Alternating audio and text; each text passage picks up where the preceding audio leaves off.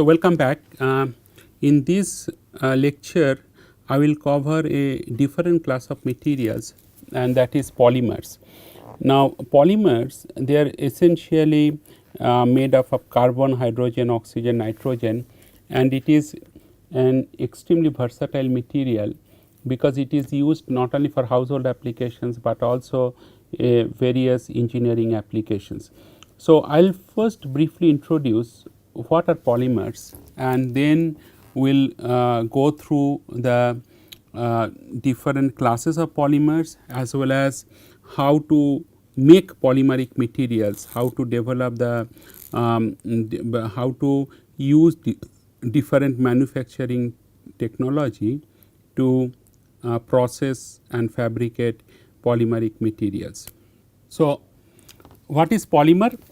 The formal definition of polymer is that it is a large molecule or macromolecule composed of repeating structural units, and these repeating structural units are called monomer. Okay.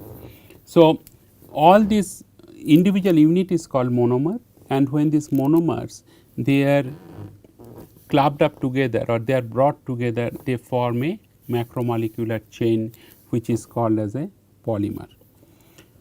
So, the way the polymers are synthesized, so one of the terms is very important, is called degree of polymerization. So, degree of polymerization, it is nothing but number of monomer units which are attached to make the macromolecular structure. And what is the polymerization process? This polymerization is a specific process which combines small molecules known as monomers into covalently bonded chain.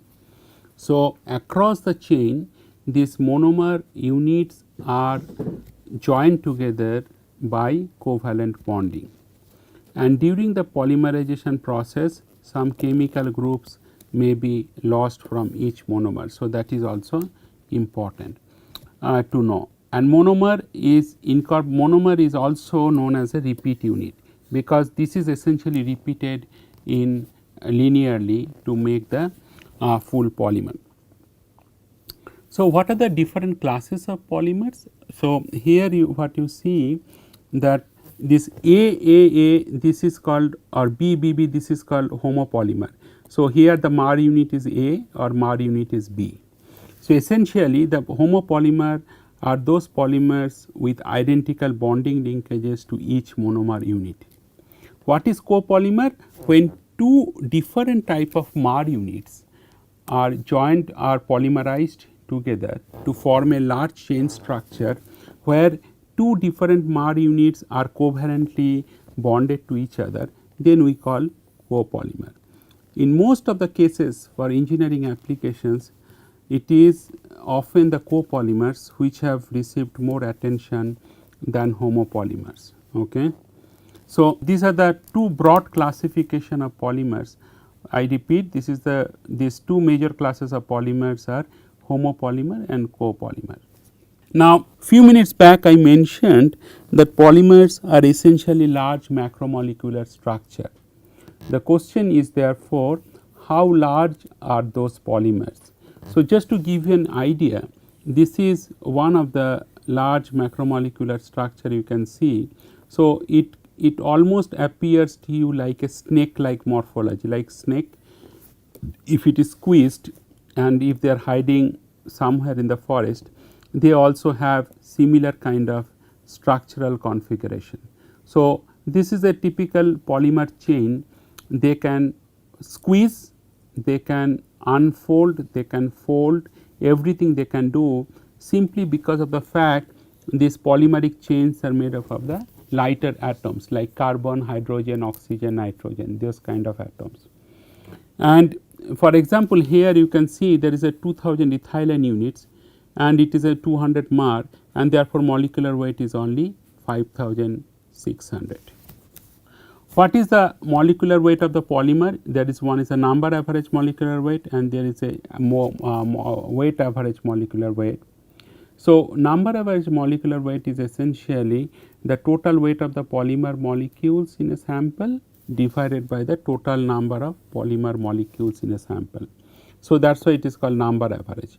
And weight average molecular weight means it is essentially this MW is based on the fact the bigger molecule contains more of the total mass of the polymer than the smaller molecules. So, therefore, there is a need to define a different type of molecular weight, and that is why it is used as weight average. This is the formal definitions or mathematical expression to define what is Mn and what is Mw. What you see, Mn is nothing but sigma, that is summation of Ni Mi divided by sigma Ni. So, where Ni is the total number of so Ni is essentially number fractions of the molecules of mass Mi. What is the weight average molecular weight? Weight average molecular weight is essentially sigma Wi Mi divided by sigma Wi.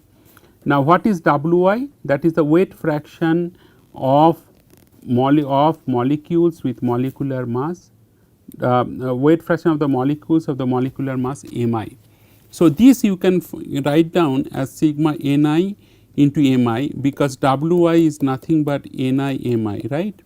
So, if Wi is the weight fraction, it is nothing but Ni Mi. So, if you do these further simplifications, you get Mw is equal to sigma Ni Mi square divided by sigma Ni Mi. So, this is fairly easy to understand. One of the major parameters often in this in the polymer science or in the polymer engineering that the people use to distinguish two different classes of polymers is the polydispersity index. So, polydispersity index is known as PDI. So, they do not, many times certain polymers they do not mention Mn or Mw values, but they mention about the PDI, and PDI is typically defined as Mw by Mn. That means the ratio of the weight average molecular weight to number average molecular weight, it is what PDI essentially meant. So, this is an important plot. What you see here, this number of molecules which are plotted and along the y axis, and molecular weight is plotted along the x axis. And what you see here, that in this particular graph, your mean of the graph is essentially your number average molecular weight. So, that is Mn, and Mw is your weight average molecular weight, that is here, and their viscosity average molecular weight, that is M eta. So, it is very clear that Mn is typically greater than Mw. Okay. So, this is how the molecular weight distribution curve that looks like for a hypothetical polymer. Now, before I show you that how the friction and wear resistance of different polymers or polymer based composites, they are different from that of the metal matrix composites and other classes of materials. I thought it would be important for you to know what are the different ways you can make this polymer in the laboratory or in the industry. So, these are the different techniques that I have mentioned here. One is the compression molding for thermosets, powder injection molding, extrusion and transfer molding. So, what we can do, what I can do is next few minutes or so, I can go through some of the individual techniques for you to show that how different processing techniques are being applied here. This is one of the very useful slide. It does not give, it not only gives the idea of the manufacturing of polymers, but also it gives a broad idea that how different techniques, manufacturing techniques can be used for metals, ceramics and polymers.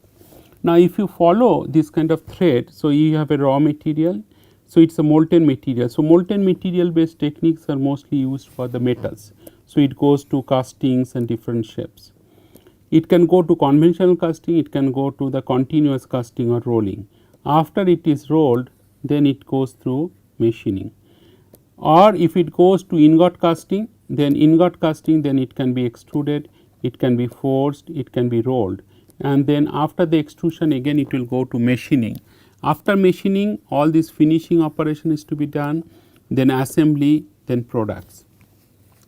Now from the powder based techniques, like for like metal powders or ceramic powders or polymeric powders, you can do injection molding, and from injection molding you can do firing or sintering, and then or you can do pressing and you can do firing and sintering. After that you can do finishing. So these are the two different classes of routes. One is the route 1 I have mentioned, and one is the route 2. So route 1 essentially is the molten material based route, and route 2 essentially based on powders. So depending on what is the starting material, your manufacturing techniques can be quite different. One of the reason that metals are very popular, because all these techniques like welding, casting, rolling and machining, they are very much reproducible and they are very widely used in the metallurgical industry. Now coming back to the different polymer processing techniques.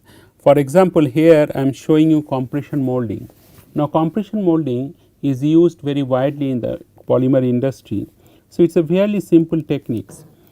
The heart of the compression molding technique is that how you design the mold, because the designing of the mold is dictated by the fact that what would be your final shape and size of the polymeric products. So you have a male and you have a female of this particular designing of the mold.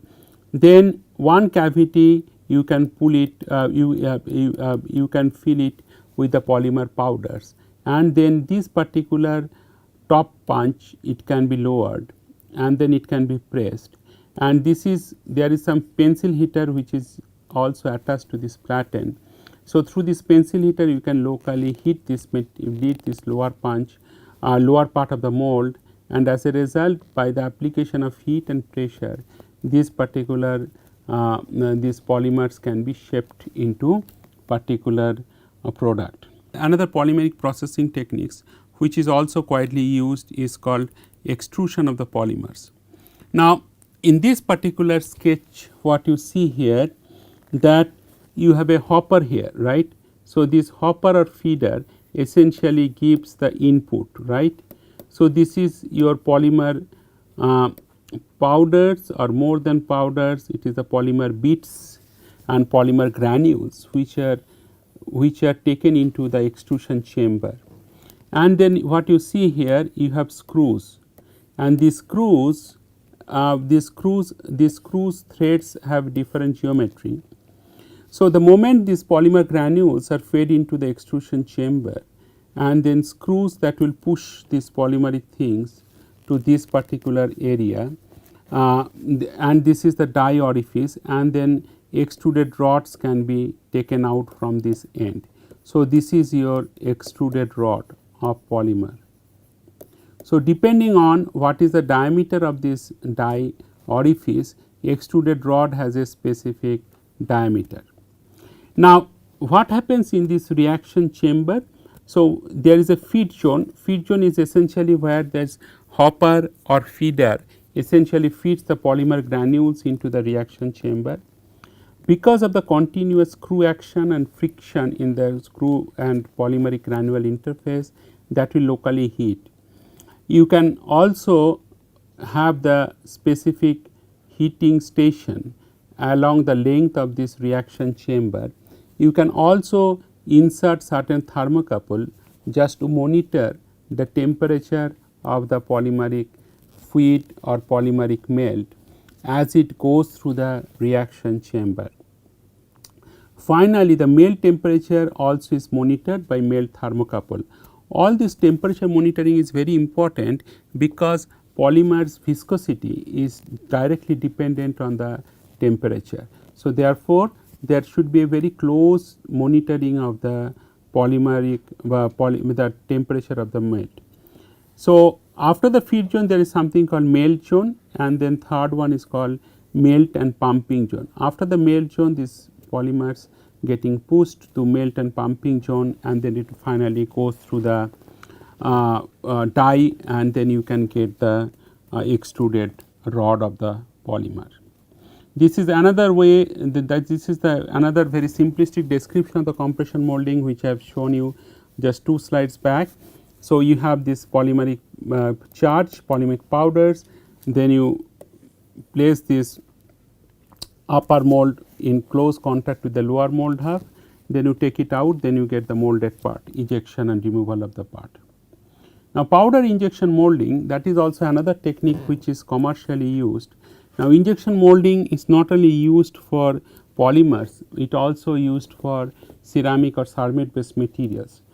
So, this is the generic description. You have the feedstock, then you have the molding operations, then you have the debinding, and you have the consolidation. So, debinding essentially is to remove the binders from this feedstock after the molding is over, and consolidation is finally something to consolidate the material into a very dense structure or dense shape. Now, this is a schematic representation or process description of the debinding, and what you see here is that you have a powder, it can be ceramic powder or polymer powder, and it has a binder. First, it is premixed. The premixed powder with binder is charged into the mixing and pelletizer. Then it forms a pellet of different size. Then it is fed into the injection molding chamber, and then depending on the mold shape and size, you finally get this particular product, which can be further undergo debinding either by thermal debinding or pre-sintering or by sintering. So, this is that essentially the lower part of the earlier slide. So, you have a feed hopper where you can put the polymer granules or small pellets. Then the ram will be forced from one end to push the polymeric charged material to get into the mold. Now, if you have a mold cavity, depending on how many cavities you have with particular shape, this polymeric melt can be pushed into individual cavity by displacing these things in these particular directions, and then you can allow the melt to cool down, and then you can get the polymeric parts, injection molded parts at the end of the processing. Now, these are called what is called conventional manufacturing techniques of the polymer, but there are certain advanced manufacturing is also investigated in the lab scale, and some of them have also been used currently in the industrial scale production of the polymers, particularly for many of the biomedical applications like orthopedic applications. It is the selective laser sintering which is important, or electron beam melting is important, and microwave sintering is also another thing that is used for the uniform heating for the ceramic based materials. So, one of the techniques, advanced manufacturing techniques, which has particularly received wider attention is 3D printing. Now, 3D printing is also used for polymeric based materials. So, this particular slide provides you a very schematic representation about how 3D inkjet powder printing works, or what is the working principle of this particular additive manufacturing technique. What is additive manufacturing? This is a special class of manufacturing which involves layer by layer assembly of a particular product depending on what is the input design.